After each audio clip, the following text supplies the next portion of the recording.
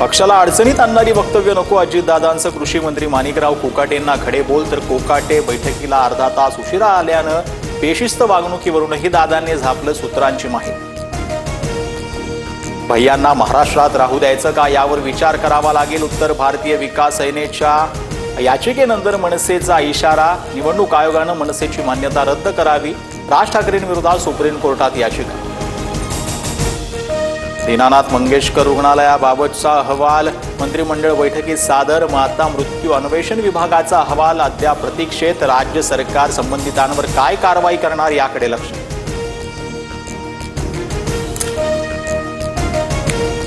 दीनानाथ रुग्णालयाला जमीन दान करणाऱ्या खिल्लारे कुटुंबातले चित्रसेन खिल्लारेंना अश्रू अनावर. गरोदर महिलेची पैशासाठी अडवणूक झाल्यानं भाऊक. रुग्णालयासाठी जागा दान केल्याचा पश्चाताप व्यक्त. लवकरच मुख्यमंत्री फडणवीसांची भेट घेणार. तातडीच्या उपचारासाठी अनामत रक्कम घेऊ नका. पुणे महापालिकेची शहरातील सर्व खासगी रुग्णालयांना नोटीस. तक्रारी आल्यास थेट कारवाईचा इशारा. फुले चित्रपटातल्या दृश्यांना ब्राह्मण महासंघाचा आक्षेप. चित्रपटात ब्राह्मण समाजाची चांगली बाजूही दाखवण्याची मागणी. तर चित्रपटाचं प्रदर्शन 15 दिवस पुढे ढकललं. दिग्दर्शक आनंद महादेवन यांच्याकडून चर्चेची तयारी. आनंद दवेंची माहिती.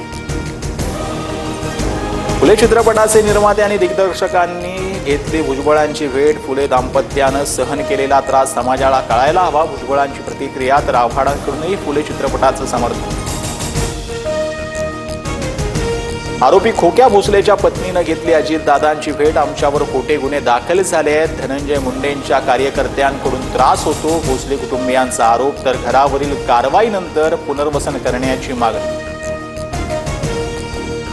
संतोष देशमुख हत्या आणि खंडणी प्रकरणाचा तपास करणाऱ्या अधिकाऱ्यांचा सन्मान. सीआयडीच्या वरिष्ठ अधिकाऱ्यांकडून डीवायएसपी अनिल गुजर आणि इतर अधिकाऱ्यांनी केलेल्या उत्कृष्ट तपासाबाबत गौरव.